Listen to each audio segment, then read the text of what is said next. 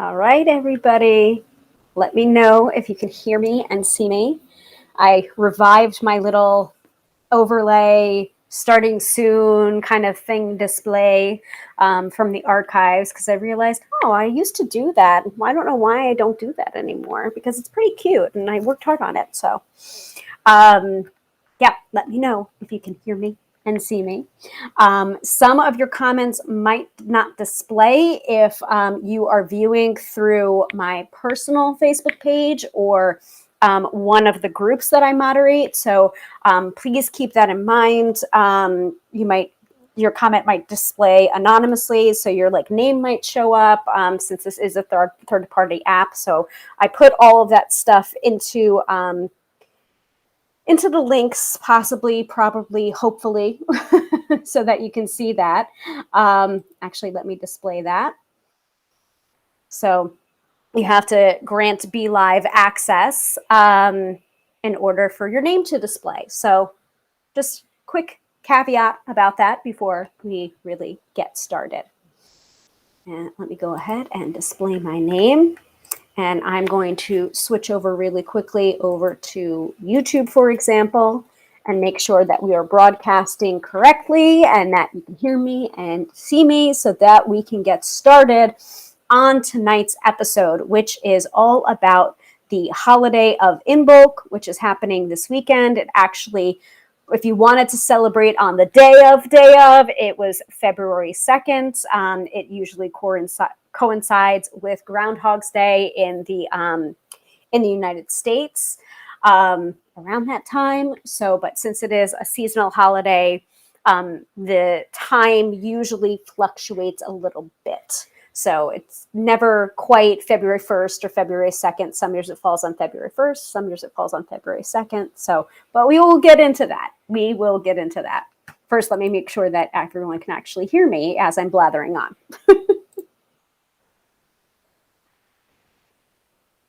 Yep, it looks like we're broadcasting I was about to say broadcasting to Imbolc, broadcasting to YouTube. I'm sure that Facebook is up and running as well. So I want to make sure about that.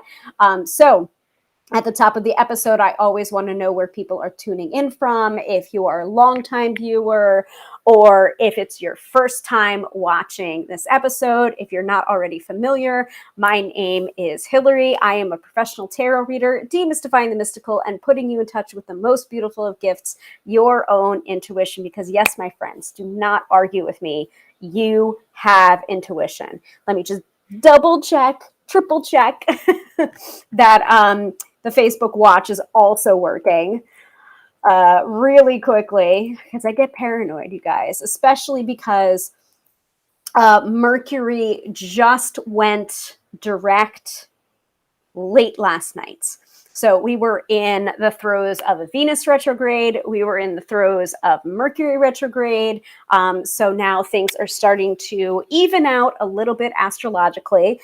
And if you're already not familiar with the structure of these episodes, I usually start off the episodes with a little bit of astrology from the tarot lady, aka Teresa Reed, from her wonderful AstroBiz Digest. We dive into the topic at hand. Tonight's episode is on Imbolc, and hopefully I sent out the projected schedule for the next 2 weeks. I'm still not quite sure what episodes we're going to do for the last 2 Fridays in February, but we'll figure that out together. Don't you worry about it.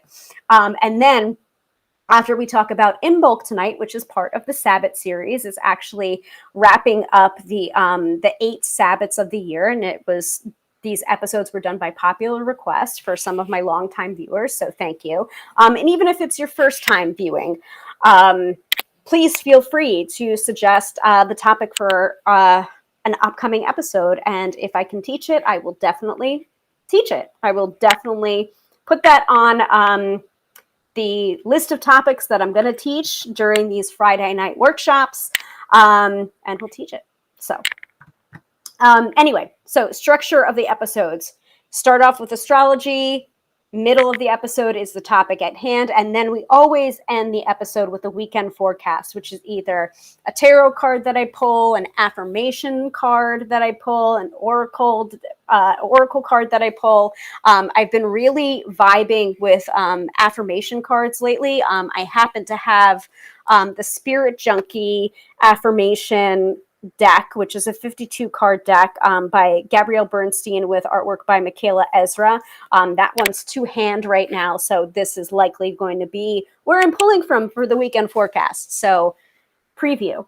But that is how I structure all of these episodes. We got a little bit of astrology, we got a little bit of teaching, we got a little bit of weekend forecast. So if that sounds good to you, go ahead, pop that into the chat.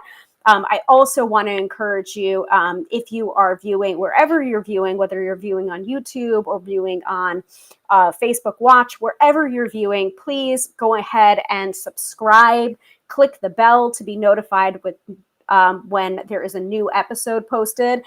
We do these episodes every Friday night at 6:30 p.m. Eastern Standard Time, come rain, shine, hell, or high water. Most of the time, I will announce cancellations at least 24 hours before, or at least an hour before the episode's broadcast. And the really beautiful thing about this series of episodes is that you can access all of the replays. We have about 80 to 90 episodes because I've been doing these episodes every Friday night for the past 2.5 years, maybe more than that. And of course, in Friday Night Live tradition, my mom is texting me. At least she's not phoning me. If she does phone me, I apologize. I am going to have to get up and grab the phone and say, hey, Mom, I'm broadcasting. So, but if you're a regular viewer here, you already know that. Let me double check things. It looks like everything is copacetic. Yep. And I'm going to go ahead and pin, if I can, pin that episode to the top of the page. But it looks like everything is broadcasting well, so that's great. Okay. So now that we have all of that out of the way, let us start off with the astro-weather from Teresa Reed, aka the Tarot Lady. She has a wonderful thing called the AstroBiz Digest, which I would highly recommend you getting a subscription to. It's $99 for the entire year. You get astrology in your inbox in layman's terms. So you get the astrology, but then you also get a sense of what that means. So I was talking very briefly at the top of the episode that, you know, we're coming off of a Mercury retrograde. We're coming off of a Venus retrograde. And that you may be thinking, what the hell does that mean? Well, if you subscribe to the AstroBiz Digest, you can find out exactly what a Venus retrograde means, exactly what a Mercury retrograde means, what to look out for, what to avoid, what to emphasize. And you get all of that information and more in the AstroBiz Digest. It is geared towards entrepreneurs and business owners, but I have found it to be incredibly useful in my personal life as well. So let us get into it. I usually share Friday, Saturday, and Sunday from Teresa, and I don't share more than that because I want to encourage you to purchase your own copy of the AstroBiz Digest for yourself, because I always want to highlight people's good work. I want to encourage you to support your local astrologer or your local tarot reader, and always give you reputable and good resources, especially if I don't know about a topic, or if I don't understand a topic enough to be able to teach that topic. Well, then I'm going to find you resources that do know that topic and can possibly teach you that topic. So yeah, that's just who I am. Let me put on a little bit of lip gloss because my lips are very dry and my throat is probably going to be very dry because I'll be reading a lot and talking a lot this episode about Imbolc. But first, the astrology. So again, I encourage you, drop a hello into the chat. It's always more fun if you're here live. If you're not here live and watching the replay, I still want to hear from you. I do want to hear from you. But anyway, if you are liking what you hear in the astrology, I would encourage you to pick up a copy of the AstroBiz Digest for yourself. That is astrology sent straight to your inbox every single week, every single month. It's so good. It's so good. So there's the link. It should be in all of the different chats.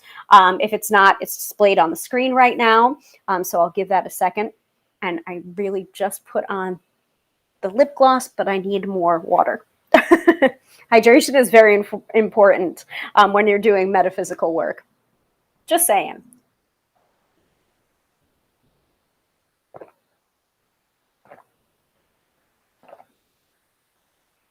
And by the way, this might not look like water, but it is water.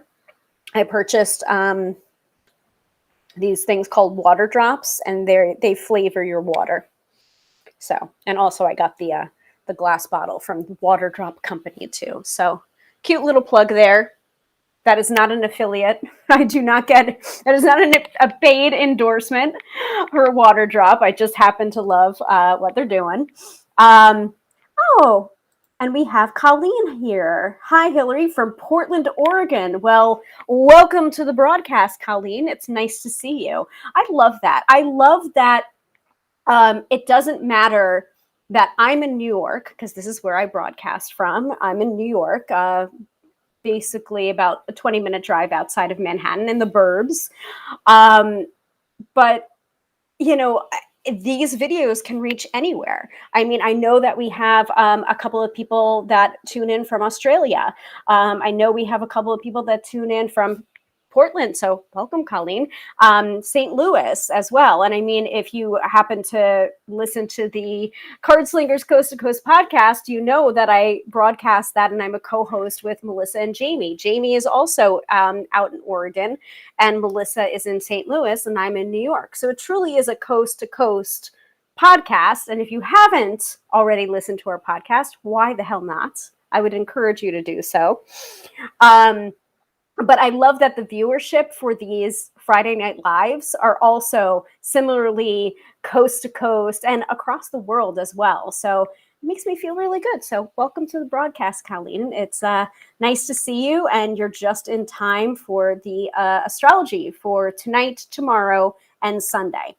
So please adjust because it is in Eastern Standard Time. So if you're in Pacific Standard Time, you may need to make a little bit adjustments because I know that Pacific Standard Time is 3 hours behind. So I'm 3 hours ahead. And how do I know that? Off the top of my head, because I do a podcast with two other people that are in different time zones. That's how. So welcome, everybody. Let me put back up my finger. I'll leave up the AstroBiz Digest a little bit longer while we talk about Friday's astrology, and it is good astrology. Ooh, and I actually just got something about 20 minutes ago. Oh, we have some adjusted power dates for Saturday and for Sunday. So I like that this alert just happened 20 minutes ago so that I can give you the revised dates. So I will say those directly after we talk about the astrology for Friday, Saturday, and Sunday. So I'm not going to read the power days and the power and the weekdays for Saturday and Sunday because I see that we have a correction, which is lovely. So good to know. Right in time for the broadcast, Teresa, which I appreciate. All right, so let's get started. Overall astrology going on this week. The week began on an auspicious note with the new moon in Aquarius. So we are still kind of vibing with the new moon in Aquarius energy. Consider this your business lunar new year, the perfect day to upgrade your website, social media accounts, tech, and goals. If you can, meet with your team, if you have a team, to lay out every plan and brainstorm new ideas. Also, don't forget to set intentions around community building, technology, and innovation. Learn how to do that with new moon astrology by by Jan Spiller. This is New Moon Astrology by Jan Spiller is something that Teresa recommends in almost every AstroBiz Digest edition that involves a new moon. So clearly, if it's good enough for Teresa, it's good enough for me. All right. Good news, Mercury stations direct on the 3rd. So at the time of this broadcast, that was yesterday. After weeks of stress and tomfoolery, we can move forward at last. Communication improves, travel gets better, technology starts behaving again. If you need to sign a contract or purchase a new computer, hold off until this day is behind you. Then go forth and sign on the dotted line. I will give a caveat to that, because we do still experience some Mercury retrograde tomfoolery, even in the shadow period that happens before a Mercury retrograde and after a Mercury retrograde. So I would still hold off for another couple of days, maybe until Monday, before you start really going tech and communication and travel heavy. That's just me. Be safe, be cautious. All right.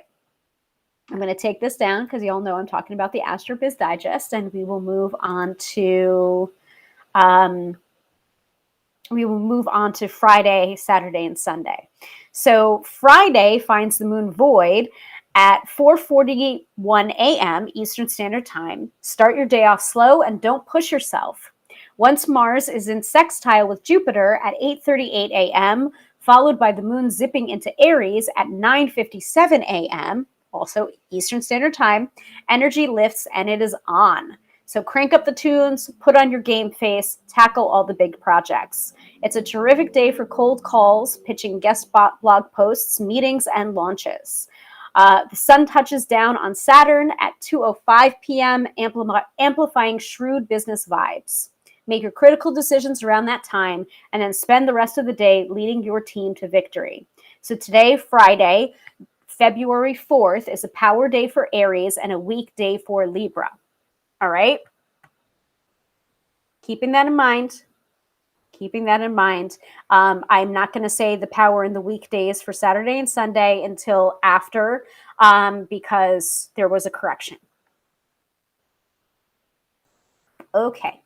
Saturday and Sunday. Saturday's Moon-Venus square at 7:56 a.m. opens the door for high-maintenance clients, pushy peers, and PR fails. Skip the morning and set your sights on the Moon-Saturn sextile at 3:22 p.m., a dope aspect for serious business conversations and significant decisions. That's actually a good sign, because I think someone just booked with me for tomorrow afternoon. So let me double check that. I think it's tomorrow afternoon. I'm just going to, yes, that's perfect. Great. Yeah. So the person that's booked with me tomorrow afternoon, we might be talking about your business or we might be talking seriously, but we will not be affected by astrological tomfoolery, shall we say. Level up your marketing efforts when the moon is in sextile with the sun at 5:17 p.m. Shine brightly and you can see happy returns. Sunday is filled with gnarly aspects floating throughout the day. Take a pass and put your good energy into something fun. Wait until the moon slides into Taurus at 5:52 p.m. if you feel like working. Once that happens, you can progress on any project and invest in your biz. Frankly, I think it's better to wait for all of that until Monday when the aspects are business friendly. All right, I'm going to go back to see the correction for the power and the weekdays. Okay, so Saturday, February 5th is a power day for Aries and a weekday for Libra. And Sunday is February 6th is a power day for Aries and a weekday for Libra. So those are the power days. Actually, let me just double check that was correct or not. I'm looking. I wanted to see what was there.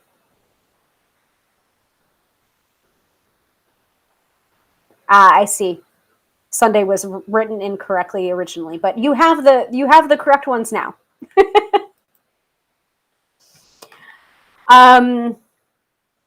So what I like to do before we move into the topic for tonight, which is talking about Imbolc, which is part of the Sabbat series of episodes that I've been doing about pagan holidays, because people have been interested. And I am a tarot reader that happens to be a practicing witch, and I do celebrate those 8 Sabbats, or the Wheel of the Year. I've been doing that series by popular demand. Now, don't think that just because, we've been taking a departure from some tarot related topics, don't think that we're not going to be back on that, because let me take a look at my notice that I sent out just now. Of course, I didn't download it. I'll display it later. So this week we are talking about Imbolc, but next week we are talking about tarot again, and we are talking about the year-long spread popularized by the Amberstone. So this is Ruth Ann and Wald Amberstone that run the Tarot School in New York, and also run Reader's Studio, which is one of the largest tarot conferences in the world that they hold usually every April. I don't think that's happening this year because, pandemic is still going on, folks. I don't know why people are thinking that it's over. It's not over. So continue to be careful out there, wear your mask, get vaccinated if you are able and can, get boosted, do what's right for your family, and be safe. So this is part of the reason why I did one of the episodes in this series 2 years ago now, where I talked about how to do online readings, because a lot of the work that I've been doing lately has not been in person. I haven't been doing in-person readings for the past 2 years now. And I do readings over phone and over Skype and over Zoom and over email. And I am telling you, that experience is pretty much exactly the same as it would be an in-person face-to-face reading. And there is this strange phenomenon where people think that if an in-person reading is better than a phone reading or a Skype reading, and that's simply not true. I think I read just as well, and sometimes I think I read better for people over the phone or over Skype, because I'm really concentrating on the cards and what the cards are coming up and that energy, and reading that energy, rather than being distracted by body language or cold reading methods, which I don't employ, because that to me is not a tarot reading. A tarot reading is reading the cards for someone. So I think a lot of a lot of the in-person stuff can sometimes get in the way of giving and receiving an accurate tarot reading. And honestly, I found it to be really great, because it's I'm in the comfort of my own home, they're in the comfort of their own home, and it's just as long as there's focus on what's going on in the reading, I find it to be a much better process. So that's my quick take on why I like doing online readings better. And there is an episode on that in the archives if you're interested in watching that. So check out the archives from wherever you're tuning in from. There's plenty of archives of past episodes for you to look through. We've talked about many different tarot topics, many different metaphysical topics, and sometimes we've done part 2s and part 3s because sometimes my opinions change, or I have more information for you, or I have a deeper understanding for you, or people want to revisit that topic again by popular request, and who am I to argue with that? So anyway, we've got the astrology out of the way. I do want to open up the floor to any questions. Whoever's viewing right now, this is also the benefit of watching live instead of watching the replay. However, I see the benefit to both. If you're watching and you're wondering, well, Monday was a little bit weird, or Tuesday was fabulous, or Wednesday was, you can go ahead, put it into the chat. Let me know if you want to focus on a specific day, and I will give you a quick snippet from the AstroBiz Digest on the astrological explanation why that might have happened. And then we will move on to our topic of tonight, which is on Imbolc, which is part of the Sabbat series of episodes. So let me put on my countdown timer, give it about a minute or so. And we did just do an episode on Bridget, who is pretty much, this is her holiday, the goddess Bridget. It's her holiday. So we did do that episode. I think that was last week, actually. That was the last episode that we did. So definitely after you check out this episode and if you're interested in more information about Bridget, go back to that episode and check that out. I'm going to give it about a minute. Let you ask your astrological questions from this week. Remembering, I'm not an astrologer. I'm a tarot reader. I know just enough astrology to be dangerous, so I will be going back and citing from the AstroBiz Digest by Teresa Reed to answer any questions you may have had from this week. So you've got 40 seconds, not 40 minutes, 40 seconds to ask those before we move on to Imbolc.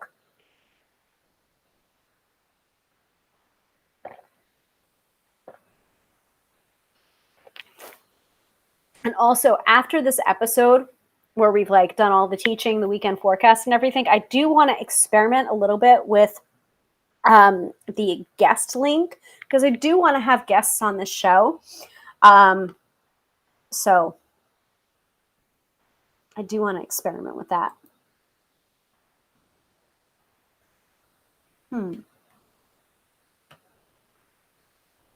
I don't see any questions. So let me know. I'll give it another second or two. And also, if you would like to book a reading with me, you can do so right below tarotbyhilary.com. My schedule is opening up mid-February for readings. So please get in my books now. And you've got a couple of different options there.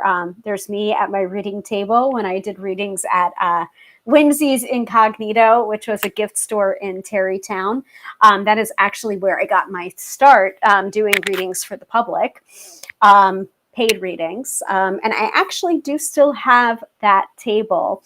I love that table, actually. It's like one of my favorite tables. It's a reading table. So it's nice and big. It has that pretty pattern on it. And I actually have two, that size. And then there's a teeny tiny one that I have that I usually put my coffee on next to me when I'm sitting on the couch on a Saturday morning, drinking my coffee, watching TV, reading a book. So I love that. I love that table. Most of the things that I have, I actually purchased through Whimsy's, and I also worked there for a number of years. So, including that top that I'm wearing and that water bottle and the candle on the table and the little bowl there that I had my business cards in at the time and the bag, actually. I have a lot of stuff from Whimsy's. And if you're at all familiar with that store, you know me. You know me through there as well. So we have a couple of different purchase options, $130 for an hour-long session. And I would really, really encourage that hour-long session if it's the first time I'm reading for you, so we can really get deep and we don't really have to worry so much about the time. I do have a timer. That poor timer that's sitting next to me, actually in that photo, died a death. Unfortunately, it was my blue moon timer. So I still have it in my junk drawer, but it just doesn't work anymore. I now have a meditation timer that I like a lot better. So I keep the time so you don't have to. But we do also have half-hour sessions available for you too. So whichever one you need. I also have email readings available. So get on my schedule, people. You want a reading with me. You really, really do. So I'll just display that link. You can go ahead and click on it or just go to tarotbyhilary.com. There's a scheduling button at the top navigation. So get on my schedule. It is well worth it. So Now, let us get to the topic at hand because I want to keep this a tight episode. We are talking tonight about Imbolc, which is part of the Sabbat series. We talk a little bit about this in last week's episode when I spoke about Bridget.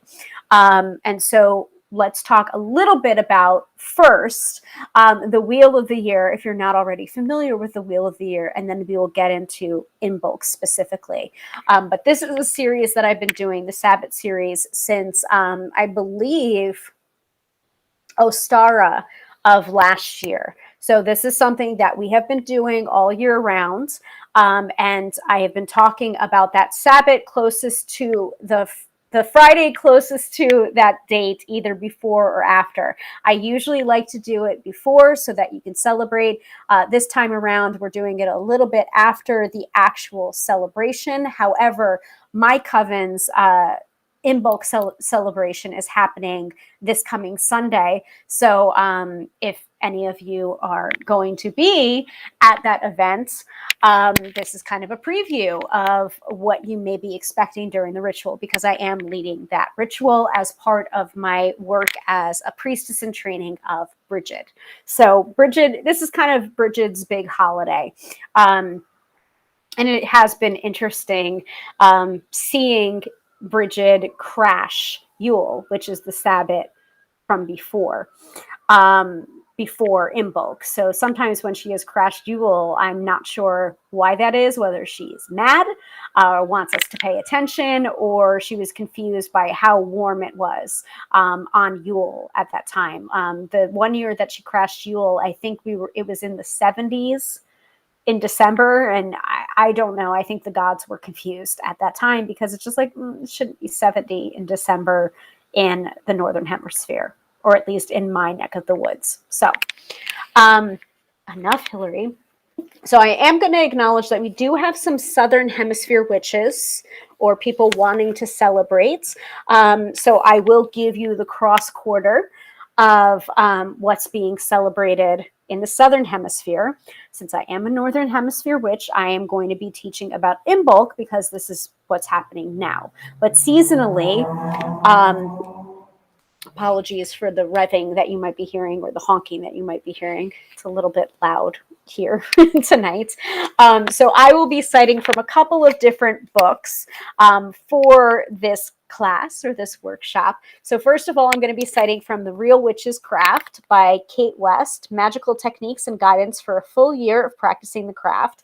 And I really like this book, not only for the information that it gives on the Wheel of the Year, but the fact that it does have the Wheel of the Year on the cover, so that you can see exactly what we're talking about here, what the Sabbats are. And I can also quickly use my finger and go across to see which Sabbat a Southern Hemisphere witch would be celebrating this time of year. So since we are talking about Imbolc, which is right here, we would go across to the to get to the Southern Hemisphere. And so the summer hemisphere, I believe they would be celebrating Lunasa at this time. This says Lammas, but I refer to it as Lunasa. So that to me is more of an autumn-ish kind of celebration. I believe it's the first. I believe it's the first harvest Sabbat, if I'm remembering correctly. If I'm wrong, please feel free to put it in the chat and correct me. I am not going to be offended. So, but we are talking about Imbolc in this episode. All right. So I will be using this as a reference, and I will tell you the Wheel of the Year is the 8 Sabbats. And we will be focused on Imbolc for this episode. So really quickly, if you are jumping in and this is your first familiarity or your first Sabbat series episode, it's okay. I gotcha. So the Sabbats are seasonal festivals. You may well have been advised that these were times of celebration rather than for working of magic. However, these are strong energies connected to the Sabbats, which can also be incorporated in our spells and magic.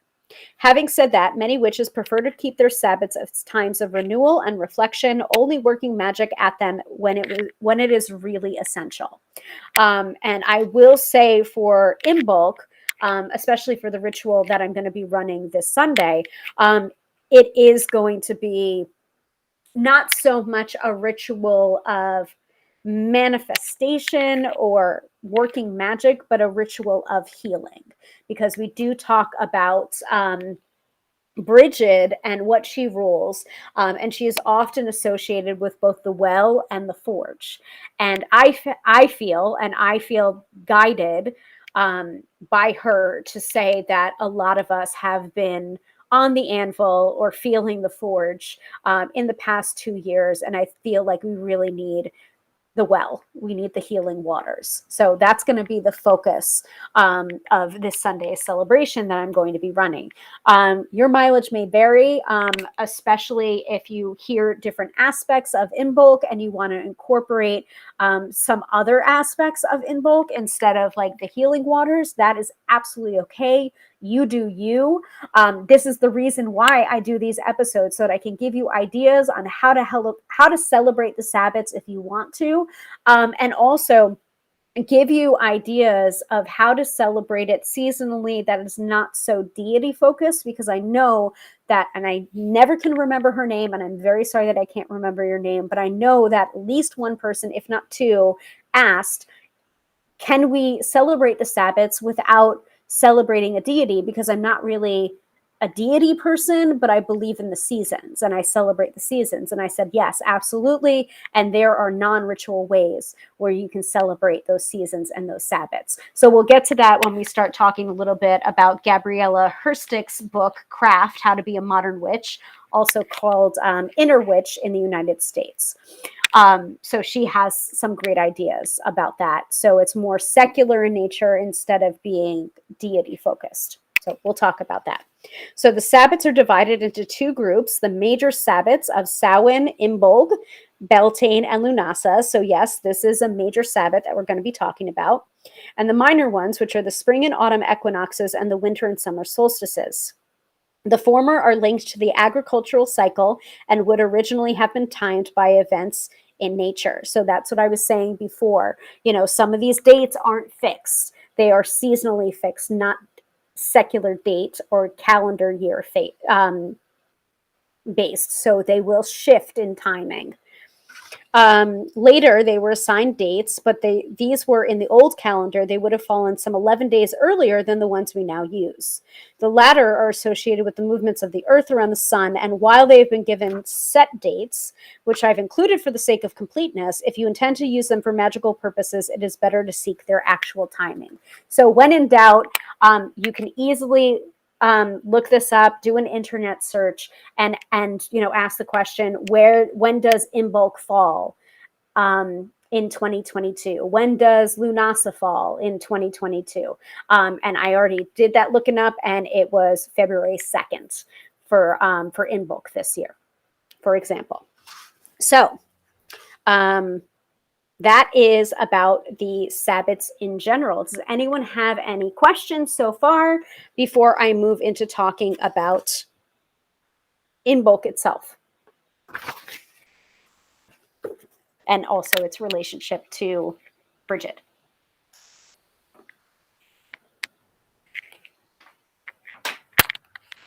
I'll give it about 30 seconds or so. I'm going to take a hydration break again. Should have used my bigger water bottle.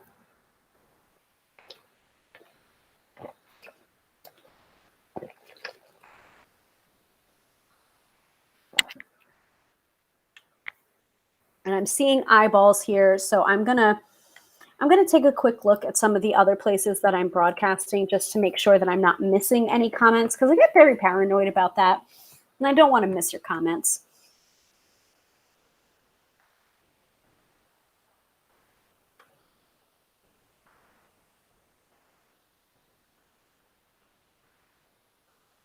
I do have likes, though.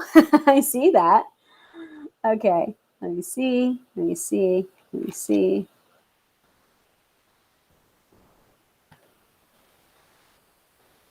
Yep. Good. Let me close that up. Let me also double check in some of these groups.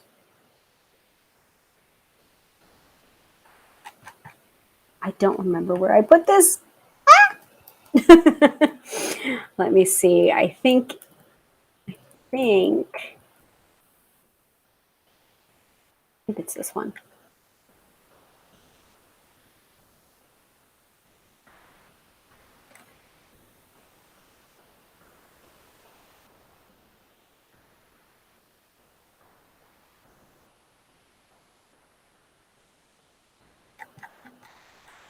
No questions. Okay, cool. I just wanted to be very, very sure. Dina, thank you. Know that you just that you look wonderful on this moon in Aries. See, Dina, like, okay, this is the reason why I rely on some of you, because some of you are much more astrological focused than I am. Like, and it's really great, and I want to applaud that you're doing that, because we talked about this last week when we talked about Bridget, where you were just like Jupiter and Pisces. And you were mentioning Jupiter and Pisces energy. And I was saying about like Bridget and my experience with her and how I think that Imbolc is going to go. And you were saying it's very Jupiter and Pisces energy. And I love that, because the way that you speak about astrology, Dina, is the same way that I speak about tarot, or try to speak about tarot. It's almost like this astrological shorthand that you got going on.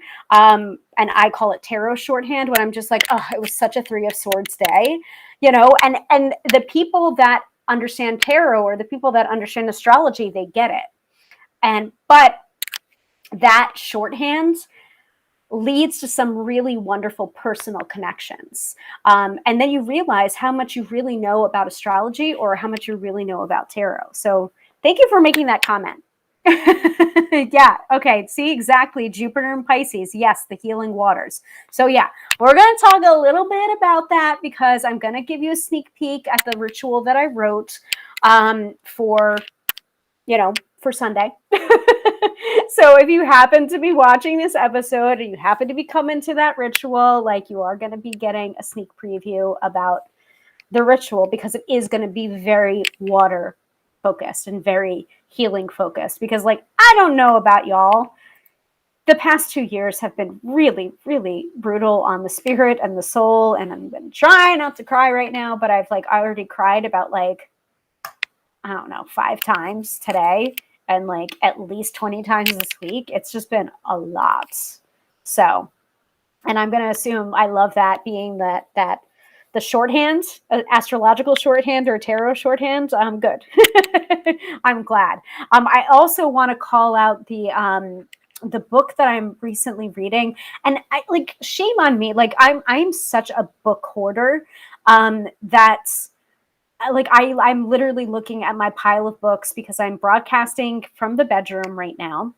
And I'm looking across the room at my bedside table, where I have literally a stack of, I'm going to count 1, 2, 3, 4, 5, 6, and then my iPad. 6 books on my nightstand, all in various degrees of completion. But one of the books that I've been reading lately, that I've been like really connected with, and if you're a newsletter subscriber, I've already cited it in our card of the day, or not card of the day, card of the month, which is the Ace of Wands. Spoiler. Again, if you're a newsletter subscriber, you already know that. But I talk a little bit about Michelle T's book, Modern Tarot, and how she makes all of these personal connections. And actually, my husband, like, I've been doing some bibliomancy, just flipping through it. And, it's almost been like pulling tarot cards, but like doing bibliomancy. And I've been reading her interpretations. Hopefully I didn't just break a nail there. And I've been like looking at it and then going, holy shit. And then walking into the other room and showing my husband, he's just like, holy shit. And then he like reads the whole thing, and then he gets sucked in. So he's been really liking that book for the personal connections and the personal stories that go with the cards. So if it's good enough for my husband, it's good enough for you. You should pick up a copy. It's really good. So Dina said, yes, the shorthand. Great. Awesome. So That's why I love doing the show every Friday night, man. Okay, so let's talk a little bit about Imbolc itself. And I do have my, like, this is getting dog-eared. I try to take really good care of my books, and it makes me a little bit, I cry a little bit when I break the spine on a paperback book. So I try really hard not to, but I think it's going to happen soon with this one. I'm really trying not to. Like, I am not about the book abuse. But I have been, when did I buy this? 2009, I think I got this. And it's funny. I'm looking at the sticker from where I got it from. I got this from a bookstore in Woodstock called Mirabai. And I'm looking, and it says illustrations by Bridget Collins. So that's kind of funny. Another Bridget connection there. Unsurprising. So, Imbolc, spelled Imbolc or Imbolg. So sometimes I say Imbolc. Sometimes I'll say Imbolg. I don't know what the true pronunciation is. And if I'm butchering pronunciations, again, you can tell me in the chat. I will try to correct myself if I can. So 2nd of February. This is the time of the first signs of the new growth of spring. Snowdrops appear and the first lambs are born. Imbolc is often, I think it stands for in the belly. At this time, the goddess changes her robes to those of the maiden. The energies of this season are those of birth and renewal, so use them in fertility and conception spells.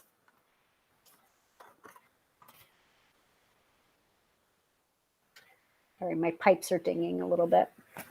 It's definitely very warm in here. It's been raining all day and possibly sleeting now too.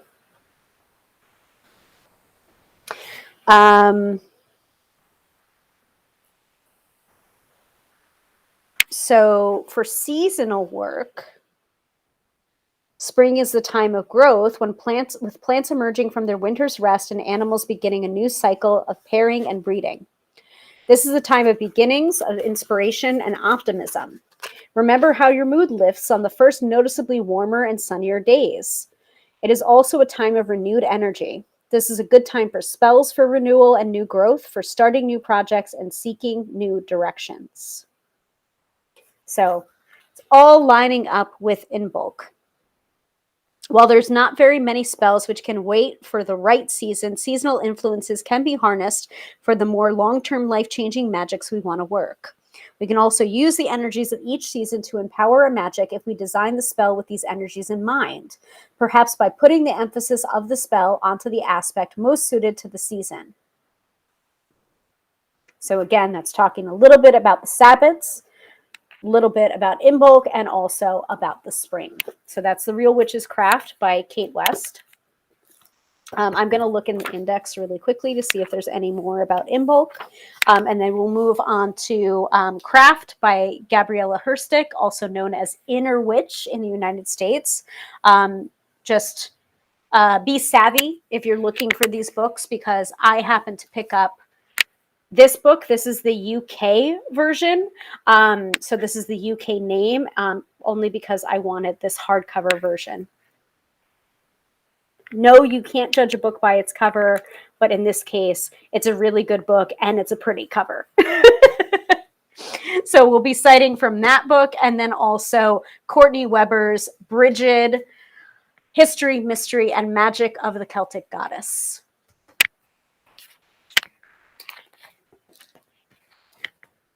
So Imbolc in here first. And as always, you can ask any questions for me about Imbolc or about the Sabbats or about my personal practice as I'm trying to find some of this information in these books. So please drop it in the chat. Whether you're here live or whether you're watching the replay, I will get back to your comments with my own comments if you happen to be watching the replay. Imbolc, Imbolc, in the belly. Imbolc, Imbolc. I think I think I got it. Yep. 255 to 256. Yep. Oh, I also did want to do, I did want to say a chant or sing a song that's related to Bridget that I didn't get to cover in the Bridget episode. And you know, I gave a lot of information in that episode. It's a 2-hour and 40-minute long episode on Bridget. So we marathon that one. And there's a lot of really good information in there. So please, you know, use what works for you and discard what doesn't work for you. But after, like directly after I hit stop, Bridget was in my ear and was just like, "You didn't sing my song." And I'm like, "I'm sorry." Sorry. So I'll sing her song because I know there's a couple of people that commented that you like my singing voice, and I appreciate that compliment. And there are some songs that go along with some of these Sabbath celebrations. And I'm very sorry if I didn't happen to sing any of those songs because honestly, there's quite a bit of like seasonal music for like Christmas, for example, and there's some Hanukkah songs too. But there's not a lot of, we're getting there. There's not a lot of like music for witches or pagan music. So sometimes sometimes people have created chants. Sometimes people feel inspired to share those chants among each other. Sometimes there is, you know, some that is written more at the start of like the modern witchcraft movement, such as like hoof and horn, all that dies will be reborn. Corn and grain, all that falls shall rise again. Like there's a couple of standards that a lot of witches and pagans that I know just know from learning from other witches and pagans. But then there are some things that we co-opt for ourselves, some things that we sing every year during that Sabbath. And it really does, like, that repetition is not stale in nature. It solidifies and it creates and it resonates more magic because it is that magic of tradition and passing that tradition. So remind me, please, to share some of Bridget's song because she's gonna be mad if I don't. Another one that a lot of people know about is the earth, the air, the fire, the water, return, return, return, return. The earth, the air, the fire, the water, return, return, return, return. And we do that in our coven. At the end of many of our rituals and many of our circles, almost as a way for the 4 quarters of the 4 elements to return in peace. So if we do a quarter calling individually going around to call the quarters, a lot of the time we sometimes don't take the corners or the quarters down in the same way. We will just sing that song and visualize the energies receding from the circle. So that's another one that a lot of people tend to know. So, but then some of them we make up ourselves with that tradition. We pass it on. We tell other people, or sometimes we take popular music and we integrate that into our rituals. For example, like our coven might as well be sponsored by Tori Amos at this point with some of the musical choices that we take from her. Usually on Samhain, we play the song or someone sings the song Carry by her, Carry. During Yule, I'll usually sing or someone else will sing A Winter's Carol. That's from her album Midwinter Graces. And that is a very, very pagan influenced album. But those are some examples. And even Litha, which is the summer solstice, for some reason, they really like to hear Here Comes the Sun. Why not? Why not sing a Beatles song, if it brings people joy. And most people now have come to expect it if they attend one of our summer solstice celebrations. So the myth of the changing seasons, the wheel of the year, Imbolc, otherwise known as Candlemas, February 2nd. Let us go to that. And I'm going to need to drink again because my throat is starting to be a little bit cranky. And need to hydrate a little bit, especially if I'm going to sing.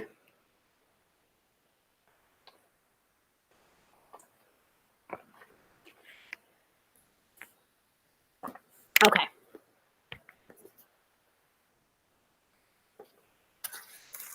So, Imbolc, Candlemas, and this is quoting from Gabriella Herstick's book, Craft, How to Be a Modern Witch, aka Inner Witch.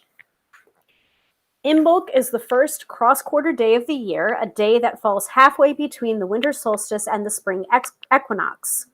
Imbolc celebrates the approaching return of spring. Just like the groundhog wakes up and looks for its shadow on this day, Imbolc marks the earth waking up after the slumber of winter.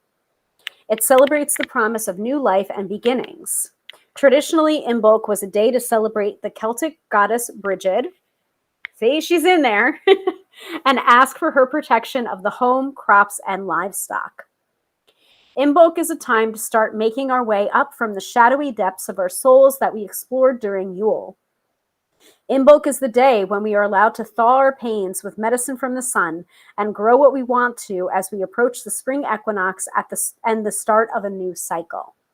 So recommendations for how to decorate your altar: seeds and plants, cinnamon, daffodil, rosemary or lavender, a spoonful of soil, a Bridget cross or doll, red, white, or green candles, poetry, writing, and art, white or red flowers, a cauldron filled with dirt to represent the earth, tarot cards such as the Three of Wands or the Star. Again, any tarot cards that really call to you or make you think of renewing and the spring, please place on your altar. It doesn't just have to be the Three of Wands or the Star. Non-ritual ways to celebrate for those of you who want a more secular or seasonally based celebration. Spend time outside, talk to the sun, journal, write a list of goals and projects to nurture, spend time with a baby, meditate, buy new plants, take a ritual bath, or stargaze.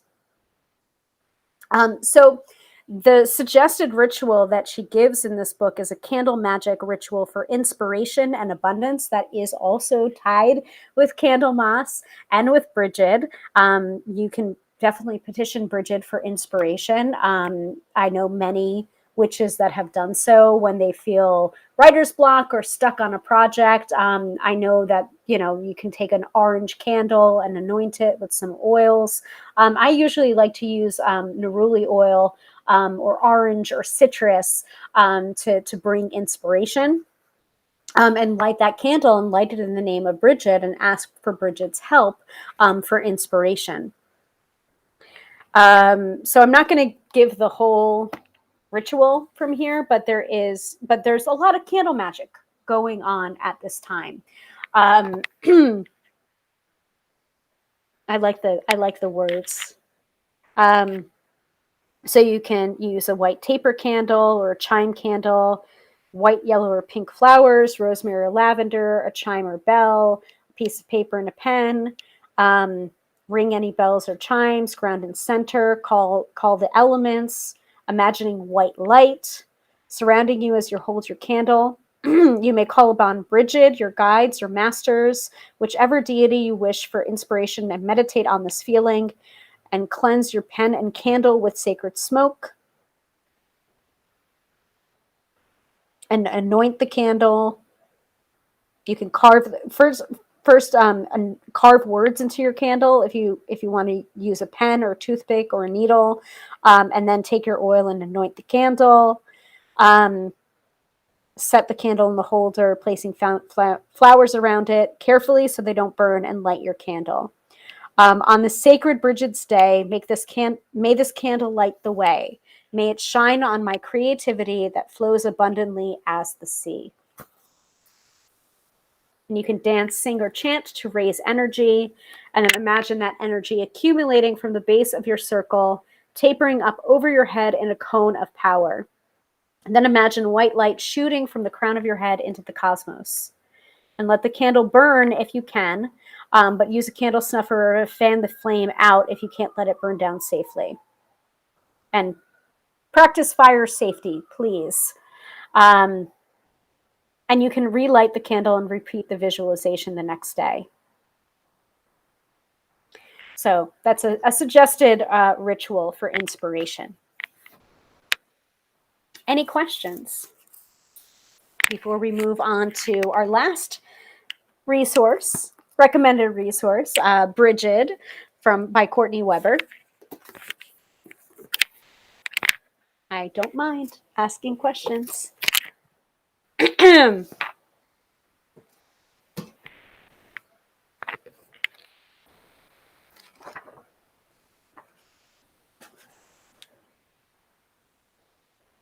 So, Bridget, History, Mystery,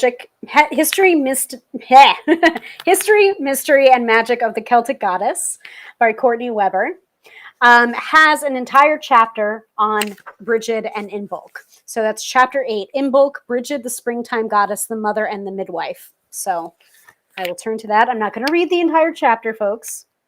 If you want to know about it, you can pick up her book. Great resource, by the way. I've also cited this resource in our last episode when we were doing the Goddess series on Bridget. And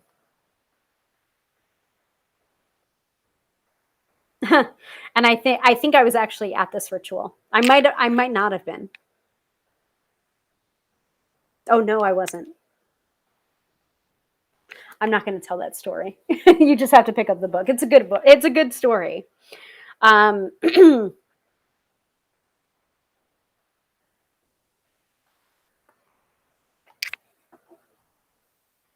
Because honestly, the coven that I'm in now, the roots of the coven that I'm in now, it's kind of our birthday around Imbolc.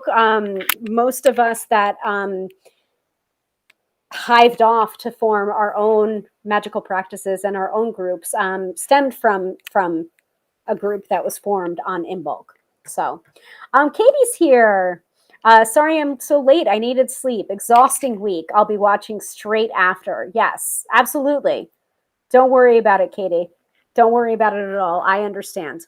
It was an intense week. I think I mentioned that I cried like 5 times today and at least 20 times this week. So I totally get it. Don't worry about it. This is why we have the replays. So Imbolc, Bridget's holiday, is indeed a time of magic and synchronicity. Although the days technically grow longer after the winter solstice, it isn't until early February or August, if you are in the southern hemisphere, that this change is noticeable. In the ancient Celtic world, the lengthening of days meant far more than warmer days and later sunsets. It was a sign that the most dangerous point of the year had passed. Winter was a time of illness, hunger, and death. Although the ground was cold and often the snow still present, the first stirrings of spring arrived with Imbolc, and with them the promise of health, food, and life restored again. Celtic holidays marked the turns in the agricultural cycle. Druids, as the keepers of time, were the curators and preservationists of these traditions and rites. The great fire rites at these holidays stood as the main points in the circle of the year. The following descriptions illustrate practices in Celtic Ireland, but different versions of these rites were found all over Celtic Europe. Beltane in early Beltane in early May was the beginning of summer. Cattle was driven to pasture and rites of fertility took place. It was the optimal time for would-be mothers to conceive. Lunasa at the time Lunasa at the beginning of August focused on the harvest goddess Talcha's sacrifice of clearing the forests for the corn and crops to grow. A series of games akin to the Greek Olympic Games was held in honor of Talcha and the first collection of harvest produce. Samhain in early November marked the end of the harvest season. All field goods had to be collected before the frosts would set in. It was the last point of bountiful fresh food for the year and also a time of death. Cattle not fit to last the winter were slaughtered for food and to preserve resources for healthier livestock. Imbolc was celebrated roughly around the dates now called January 31st through February 1st, as Celtic holidays were celebrated from sundown to sundown. Imbolc was marked by the time where the cows and sheep would begin lactating again, the first signs that winter was on its way out of the land.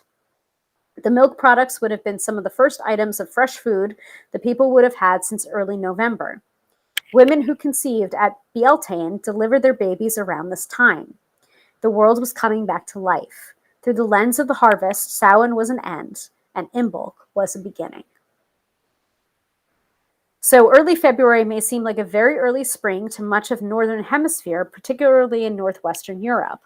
Yet roughly 7,000 years ago, the climate of the Celtic region was much more akin to the contemporary Mediterranean region. February 1st was likely a much warmer time, one suitable for crop planting. If this is the case, the significance of the Imbolc holiday may be as old as the Boreal period, which took place 7,000 to 5,000 BCE. In the United States, February 2nd is Groundhog Day, marking the return of the furry little animal from its underground bunker, which is one of North America's first signs that winter is going to end. In Europe, the earliest signs of spring included the snakes arising from the ground in areas other than Ireland where snakes have never inhabited, or animals coming out of hibernation. For the Celts, the most important sign of Imbolc was the lactation of the cattle and sheep. The word Imbolc derives directly from Imbolg or Olmilk, words meaning of milk or in the belly. The Celtic economy was heavily based on farming, and dairy products were a main food staple. The role of ewes and cattle production were so important to the functionality of the community that the entire agricultural system and important aspects of the religion centered on their ability to produce. The Earth Mother, which, while she could be brutal during the tenuous parts of the harvest and dangerously unforgiving in the winter, was most welcome in her springtime form. Bridget the Exalted, who was given Imbolc as her patron holiday, indicates that this may have been the most important point in the Celtic year and certainly the most beloved.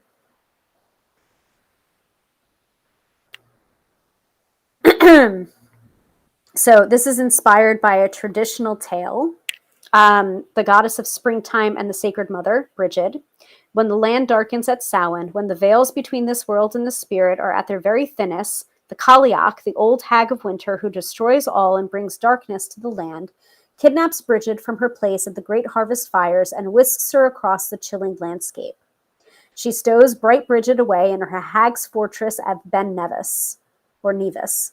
There she remains, a prisoner of winter until Imbolc Eve. At this time, Bridget's brother, Angus, the god of eternal youth, will ride from the other world on a white horse to rescue her each Imbolc Eve. On her release, the icy hag chases the pair across the landscape, raising great storms to thwart their escape. Bridget pushes back against the old hag with her fiery arrows of the sun and turns the Cailleach back to stone.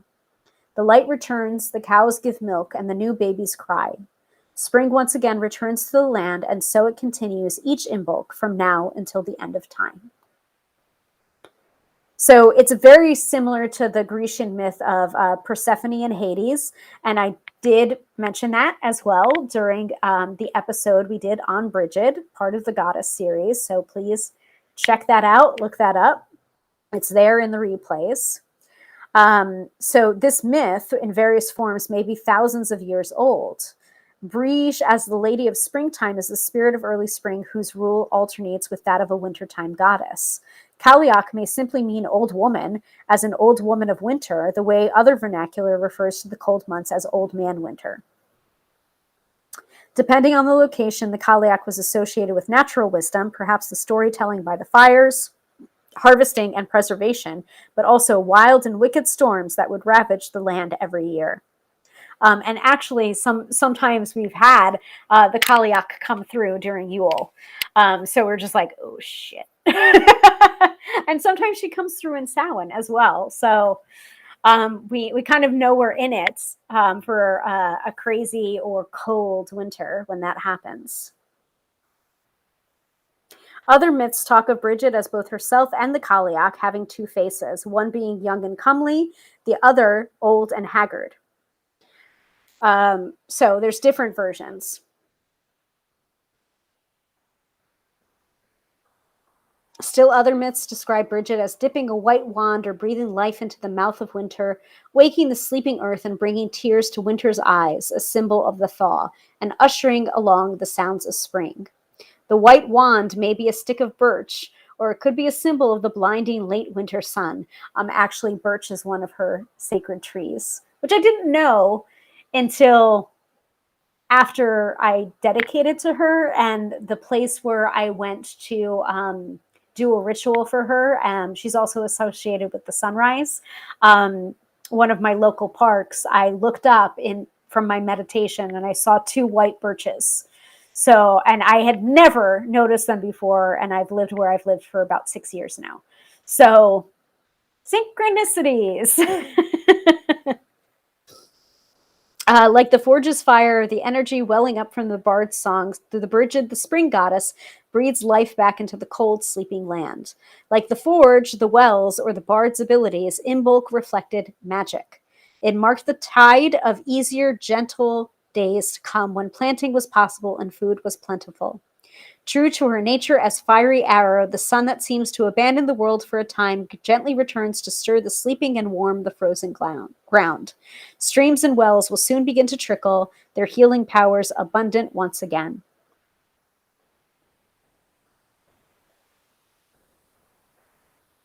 So I'm not going to keep quoting from this because it's an entire chapter of her associated with Imbolc because it is her main holiday.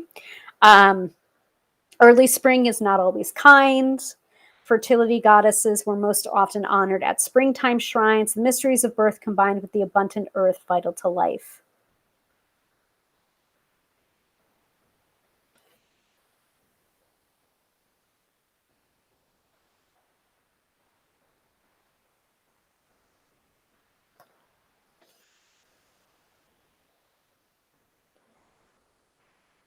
Bridget at the bedside of mothers.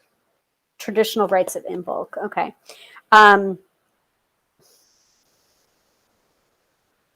Yeah, there's a lot. There's a lot here. So Katie says, very exciting moment. Synchronicities. Yes, absolutely. And honestly, like when my purpose of teaching the Sabbat series and also teaching the Goddess series is look out for your own signs and synchronicities, because honestly, the it's hard to describe or ascribe a meaning to something if it isn't personally significant to you. Very much like how people, when they're talking about their dreams, it's like you sound like a crazy person when you're talking about your dreams to somebody else, because like that person that you're talking to doesn't have the personal connection or the meanings to those dreams. Only you do, which is part of the reason why I say like only you can really interpret your own dreams. Like you can have help from other people, but honestly, if I'm interpreting a dream and snake to me symbolizes wisdom, but snakes to you represent fear, then I'm going to interpret your dream very differently than you would interpret your own dream. So be aware of those synchronicities, and it's meaningful because you make it meaningful. I'm going to take a paraphrase from Teresa Reed. But yes, I definitely had a jolt of recognition when I when I saw those two white birches. I'm just like, okay, something's going on here.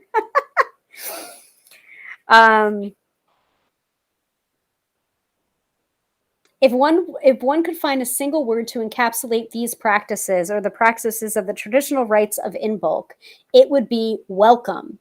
Imbolc welcomes Bridget, and through her welcomes light, spring, and life. We one of the things, yep, exactly. Katie says, meant to be there. Yes. So one of the chants that we often say during Imbolc is Brige is come, Brige is welcome, Brige is come, Brige is welcome, Brige is come, Brige is welcome. And oftentimes that's all it takes for trans prophecy to happen. Because she knows she's welcome. She's very involved in our group, and you don't have to be a Brige follower to become a member of her coven. But she's kind of like, I'm always here for you.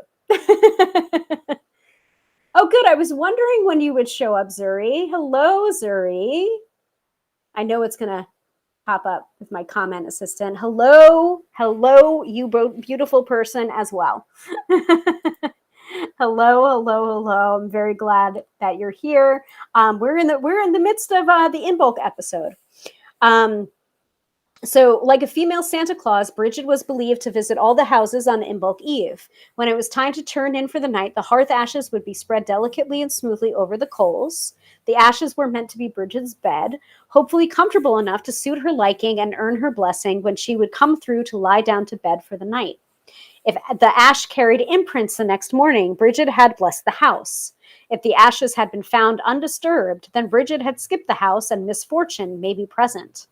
A sacrifice, such as the chicken blood at the crossroads, may have been necessary to re-earn her favor. Another Bridget Imbolc rite involved a silk ribbon or cord. On Imbolc Eve, such a piece would be measured and placed outside, either on the threshold or windowsill. Come the next morning, the piece would be measured again. If it were deemed longer in the morning than the night before, luck would come about over the course of the following year. If it had seemed to shrink, misfortune was evident. The idea was that Bridget had blessed the ribbons when she passed, causing them to lengthen. As in the ashes, if the cord did not grow or it seemed to shrink, Bridget was displeased. Blessed cords or ribbons were ever after preserved as healing amulets, particularly as headache remedies. So this also leads to one of the traditions that I do, and I'm actually, like, my little altar is right behind me for Imbolc, which I did on Imbolc Eve in order to have Bridget bless. I'm gonna use my finger as a bookmark here, but I put out a bit of cloth, some water, a crystal, and something that I was given by on solstice, which is this. It says, "Your light is enough," and that was randomly or not so randomly given for me. So that I put on the altar, and I also now have a cloth here that Bridget has blessed. And the reason why you do it is you usually put it on the mantle or the if you have a fireplace or near a radiator. I have my radiators on my ceiling.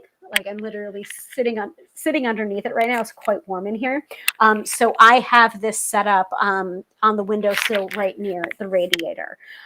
So my little Bridget altar, Imbolc altar, has been blessed, and the piece of cloth that I used has also been blessed. So if I were to have a headache right now, I would just place it on my forehead. Actually, that feels really good. Thank you, Bridget. So this is part of Bridget's mythology and Bridget's rituals, and also a part of her Imbolc rituals. Actually, I might lay down for a minute or two and put this on my head. But you can use it for several different ailments too. If your knee is hurting you, head is hurting you, that is Bridget's healing powers. Exactly. I think I put that into the comments. Had to give BeLive permission to show comments. So yeah, you may be tuning in over on Facebook, or you may be tuning in over on my personal page. I don't know which. Who knows? Still glad I made it. This is one of the events I look forward to on Friday night. Thank you so much, Zuri. I really appreciate that. And please hang around till the end of the episode, because I wanted to experiment on something with you, because I want to have you on on as one of our guests, because I do want to start having guests on these episodes. So, yeah, you're on Facebook. Okay, cool. So yeah, that's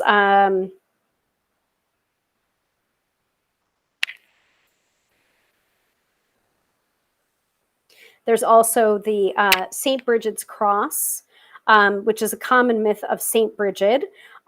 Basically, so this is very Christianity based. And if you happen to be tuning in through YouTube, please ignore any spam comments or weirdness. Just ignore it, please. I'll block them later. So the myth of St. Bridget and the Bridget's cross that a lot of people do create or make almost looks like a God's eye. That's kind of what it looks like. I wish I was wearing mine tonight, but I have to look in my jewelry box to find it. So that is based on a myth from in her St. Bridget aspect. So she was called to the bedside of a dying tribal chieftain still devoted to the gods of old. Bridget told him of her conversion to the new faith of Christianity and wished to share the powers of her new god with the dying man, who was otherwise quite alone in his last moments. Bridget knew there were no druids left within a 2-day ride. The ailing chieftain would die without a word spoken in honor of his spirit, no rites performed in honor of his death. So she sat with the man in silence for many hours. The chieftain began to despair. As the sun set and the chieftain's breathing thickened and weakened, Bridget ran across the dusky hillside and desperately pulled up the rushes, weaving them into a hasty cross. She hurried back to the hut, showing the cross to the chieftain, and described the sacrifice her new god Christ had made and the eternal life he offered after death. In his last waning moments, the old chieftain recognized the gods of the sun in the sun-shaped rush cross, felt the soothing river goddess in the description of Christ's healing. Through Bridget's Christian rite, his soul would know peace and eternal reunion with all those who had gone before him. He allowed her to pray to her God for his soul and sing a sweet hymn. He clutched the reed cross until life left his body, and when the time came for his burial, it remained pinched between his fingers. I've been crying all freaking week. So, so some of this is about compassion and lessons, but the St. Bridget's cross is a prevalent image in contemporary Celtic Christianity, evermore a fixture in the neo-pagan revival. Traditionally made from rushes, although it is quite easy to find representations in other forms.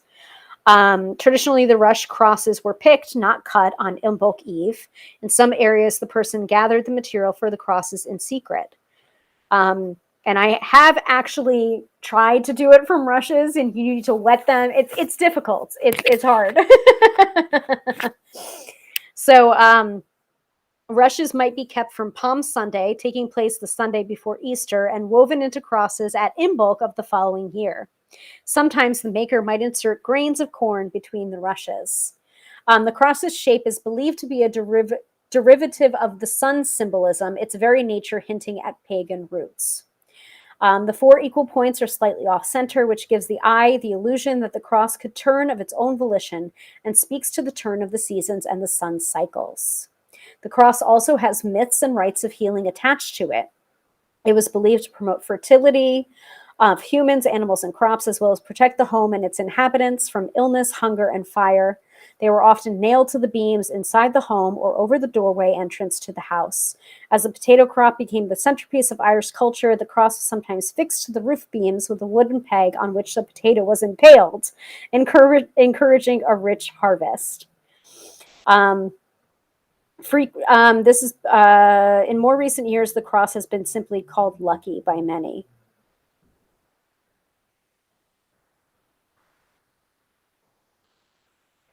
Then there are directions in here to make your own Bridget's cross. There's also Imbolc is a good time for divination, especially candle gazing as well. That candle stuff. Traditionally, Bridget's ribbons are best known for their effects on headaches, but also for toothaches, earaches, and sore throats. Members of my coven swear by them for alleviating anxiety or menstrual pain. While applying the ribbon, say the following invocation: in the name of the poet, the smith, and the healer, Bridget, make you whole again. And then you can knot the ribbon around the painful area. For best results, use the same ribbon each Imbolc, which will increase its potency.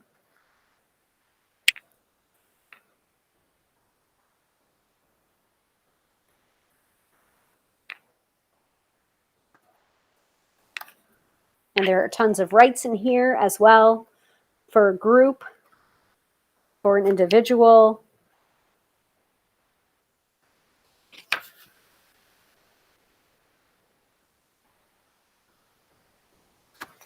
I'm going to read from some of it. There's group ritual, there's baby blessings. There's an Imbolc rite for one. Focus on the challenges that have come up in the space between Samhain and Imbolc, particularly any challenges you'd like to leave behind. Try as best as you are able to envision when throughout the months between the present Imbolc and the following Samhain that these things could happen. Increased money after tax time, a new exercise routine when the weather warms, travel during the summer, a return to school in the fall. So replacing what you no longer want with the things that you do want and envisioning them. And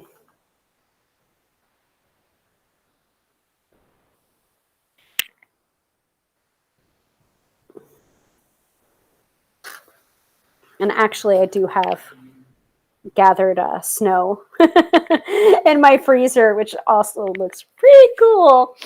That's for this Sunday's healing waters. So I see that Katie is here. I see that Joshua is here. Hello, hello, hello. Welcome.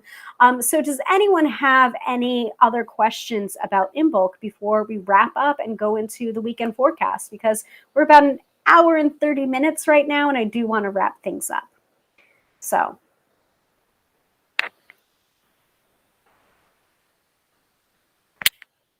And if you're coming in late to the broadcast, it's okay.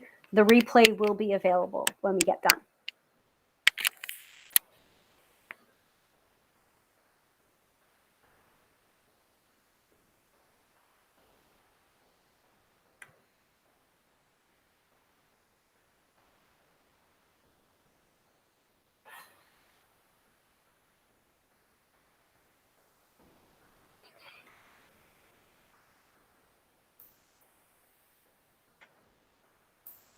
Thank you, Katie. As always, I'm sure you have been thorough.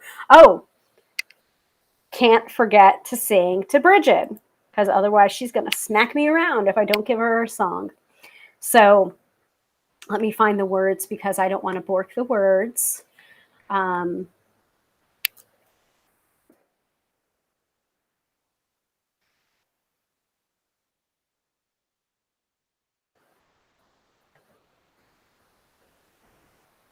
So this is called Bridget's Song.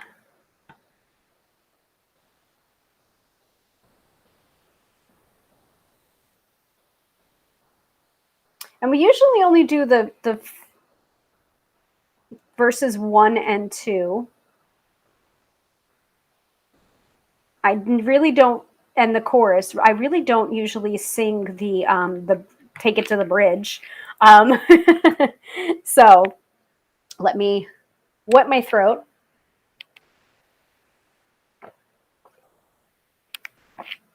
And we often sing this during Imbolc. It's called Bridget's Song, and it is by Celia Theron. Words and music by her. I think copyright 2012, actually. So here goes. I always want to give credit where credit is due.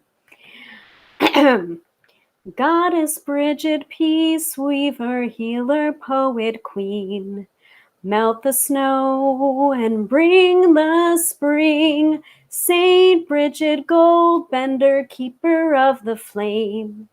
Blessed Imbolc, we sing your name. We sing your name. We sing your name. We sing your name. We sing your name. We sing your name. We sing your name. Goddess Bridget, keeper of the flame. And I'm a little bit pitchy right now because I don't have a pitch pipe. I looked for it. But those lyrics can be found at celiaonline.bandcamp.com, Bridget's song. So I'm going to provide the link. But she was giving me grief. Bridget was giving me grief that I didn't give her her song. So I'll go ahead and display that here. But songs to Bridget usually describe some of her aspects. And a lot of those aspects are quite visible during Imbolc celebrations.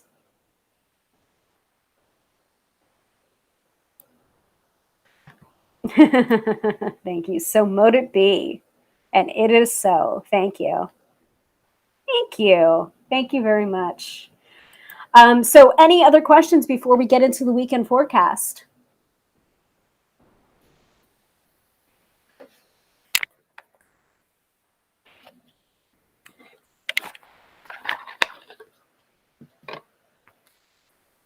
Because we are going to go with the Spirit Junkie.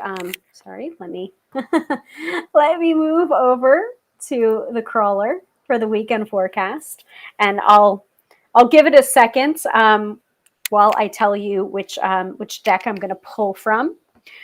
So we are going to be using the Spirit Junkie Affirmations deck, which is a 52 card deck with artwork by Gabrielle Bernstein, or Gabby Bernstein, with artwork by Michaela Ezra. So this is not a tarot deck, and it's not necessarily an oracle deck either. So this is 52 affirmations to help you shine your inner light. A spirit junkie is someone who fully embraces their unique gifts and use them to be a force for good in the world. When we love and accept ourselves, we shine brightly, and that energy radiates outward, inspiring others to do the same. So when we honor our inner light, we light up the world. So that's from the back of the deck. So it's definitely not a tarot deck. You can kind of call it an oracle deck, but it's more affirmation based in nature. And I've been really liking this. So that's where we're going to do it. So that's the back of it. So let me go ahead and shuffle it up. So I do see a question in the chat about, do you know who created Wicca? And there is no real one person that created Wicca. The modern witchcraft movement has its roots, and and it's based on many different people's interpretation of what was originally an ancient spiritual practice, but modern Wicca and modern witchcraft may look very different. So it's not one person that created Wicca. So I would say do your research, pick up some books. I'm currently reading Progressive Witchcraft by Janet Farrar and I think Gavin Bone. And they talk a little bit about the history of modern witchcraft and modern Wicca. So the first chapter of that book may be really helpful to answer that question, and not in its entirety, because I don't think it was necessarily any one person. But thank you for asking.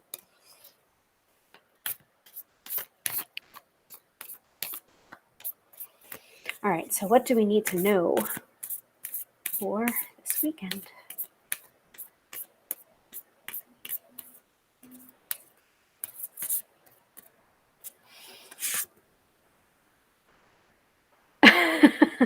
I don't necessarily know if this is a card for me or a card for you, but I'm going to show it and I'm going to share it.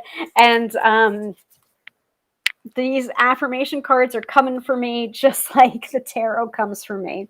So the affirmation we're getting for the weekend forecast from the Spirit Junkie deck is, my greatest experience of freedom comes from when I let go of what others think of me. I'll say it again. My greatest experience of freedom comes when I let go of what others think of me. You know what? That's going to be the weekend forecast, folks, but it is also going to be today's card of the day, because that is just too good for what I've been experiencing lately.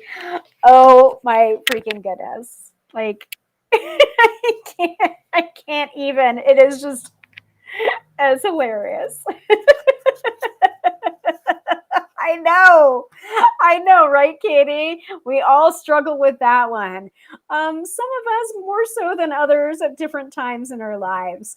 So we just got slapped around by the Spirit Junkie deck. And this is actually part of the reason why I'm really liking some of these affirmation decks lately, more so than tarot, more so than oracle. Even though, you know, I'm a tarot reader. That's my main squeeze. I'm never going to say that I'm not a tarot reader. Tarot is awesome. You know, I love it. But wow. Okay. All right. I'll say it one more time to finish off the weekend forecast. And also, if you happen to be seeing this and you're watching this not on February 4th, 2022, if you're watching this at any other time and it's resonant for you, like, by all means, take it, run with it. That message is for you. So I'm gonna rip off Madam Adam from TikTok a little bit and be like, if it like, you know, like, claim it or whatever. I can't remember what he says, but he's so good. Like, I really think he's taking tarot into whatever century we're in now. Very impressed. So Colleen says, love that. Yeah. So I'm going to say it one more time. My greatest experience of freedom comes when I let go of what others think of me. Okay. All right. So that's it, folks. That is our episode for tonight. I thank you all so much for watching. I want to remind you that the Sabbats series, I do have my PayPal link in the description. So if you would like to leave me a tip so that I can donate it to a worthy charity, absolutely, that will happen. That is happening for my Sabbat series of episodes, because that's part of my priestess work, or priestess in training work. So anything that you contribute via the PayPal link for the virtual tip jar for these episodes will be going to a worthy charity. I haven't figured out which charity yet, but based on Imbolc and based on the themes of Imbolc, it'll probably be something health related, because of Bridget's well and healing and what we need right now. We need less of our fires and less of the time on the anvil and more time to heal ourselves, because I really do think that's what we need right now.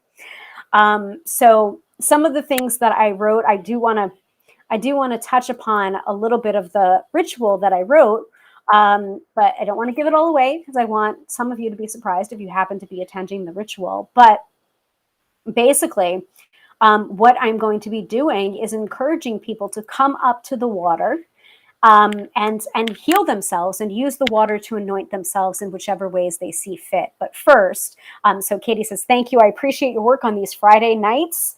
You're very, very welcome, Katie, my Australian friend. Where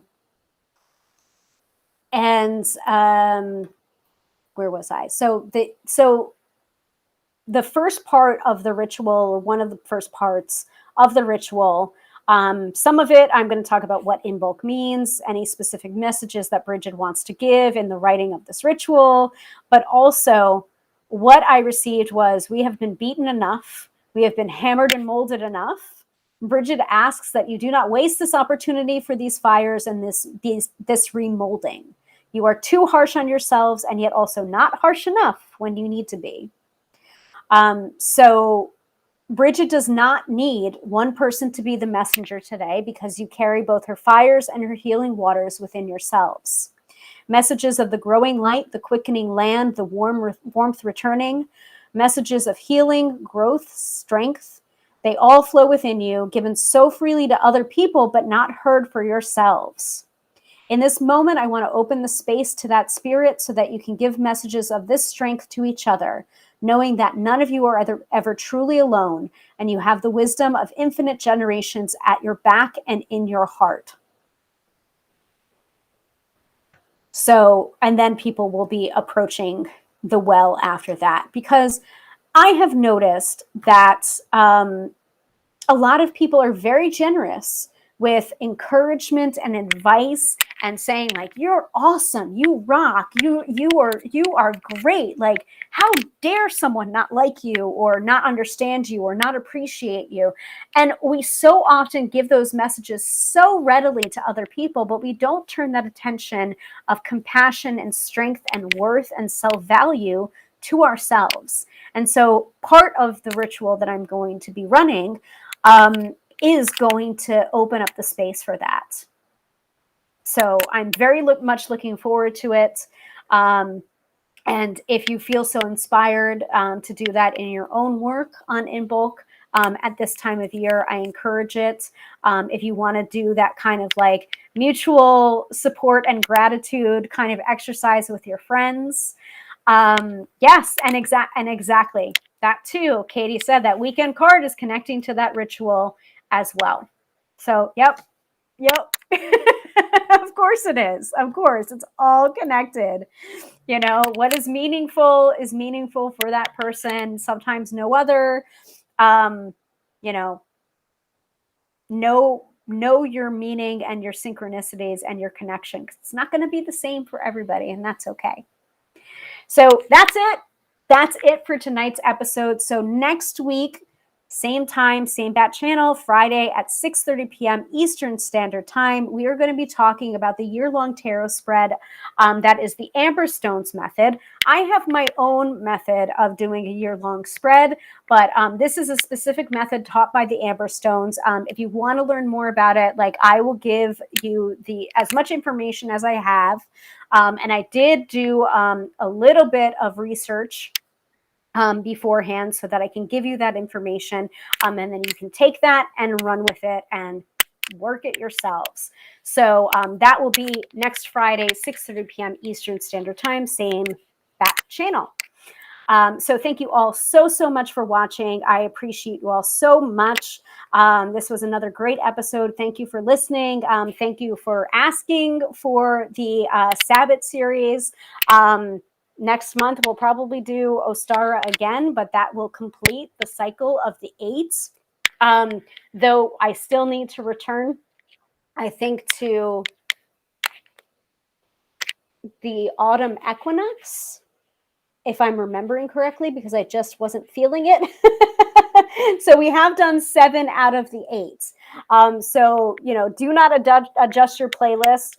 We have 8 episodes there, but I think 2 are Yule, and 1 is missing. So I will get to it. I promise I will get to it. We will complete the Wheel of the Year.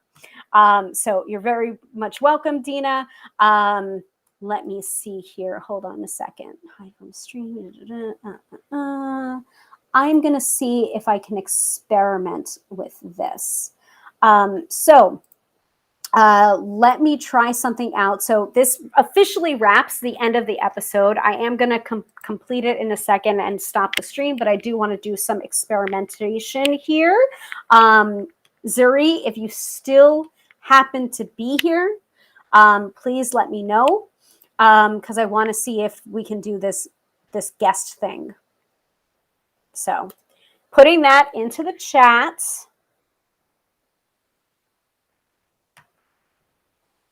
Because I want to see what happens. I want to see if I've got the capability to bring on a guest, because that will change the dynamic of these episodes, and that means that I can interview some people as well, especially if they happen to be experts in their particular knowledge base or field.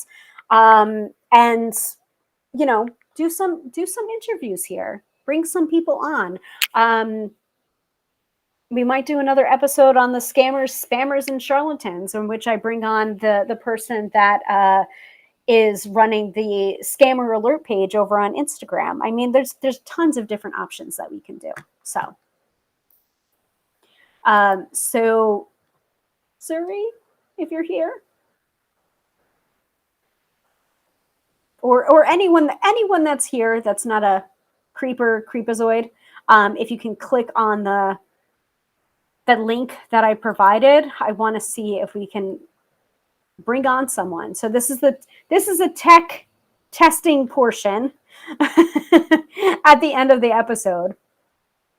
And if we don't have a taker by in like a minute or so.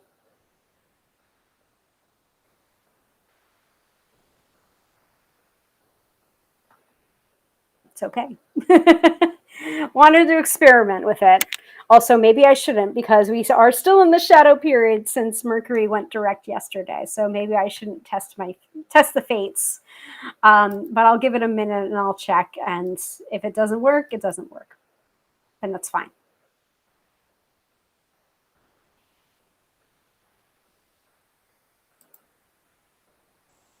Because sometimes this doesn't work, depending on who, depending on the platform that you're on, you know, etc.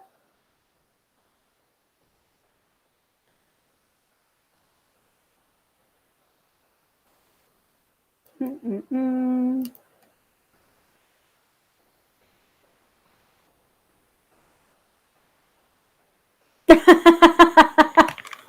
my God.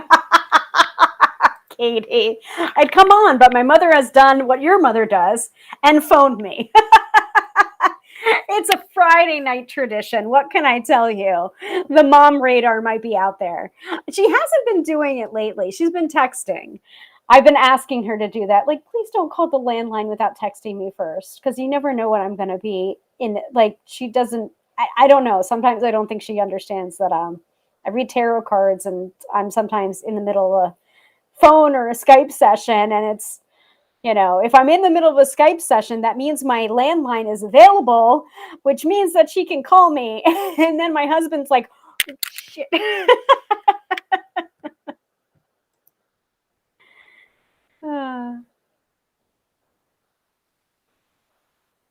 I don't know. All right. Well, it's not working right now, but that's okay. It's all right. We'll try it another time, folks. Anyway, thank you all so much for watching. I really appreciate it. I'm glad that we have such a loyal viewership here. And it brings me so much joy to bring some of these topics to you. So again, I want to emphasize, if you're liking these episodes, please, I was going to say, leave a kind review. I was in podcast mode with the Card Slingers Coast to Coast podcast, or my own podcast. If you're liking these episodes, please subscribe to my channel wherever you're viewing this from. Please hit the bell if you have a bell. That way you get notified the next time I go live or the next time I post a video. Yeah.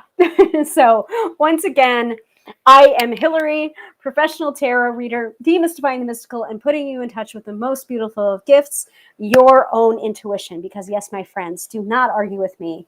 You have intuition. I would love to be able to serve you with the magic and the power of the tarot, that language of intuitive symbolism, so that we can be guided by it, and we can be prepared, not scared, for what the future has in store for us. So check it out, tarotbyhilary.com. Please book a reading with me. My appointment book is opening up mid-February. Get on my calendar now. I have a feeling there's going to be a mad scramble. And I don't want to say no to people, but you know, it is first come, first serve with my availability. So if I get booked up, you might have to wait for a reading. So I don't want you to wait. Have a wonderful, wonderful night, a great weekend, and I will see you back here next Friday, 6:30 p.m. Eastern Standard Time. Bye.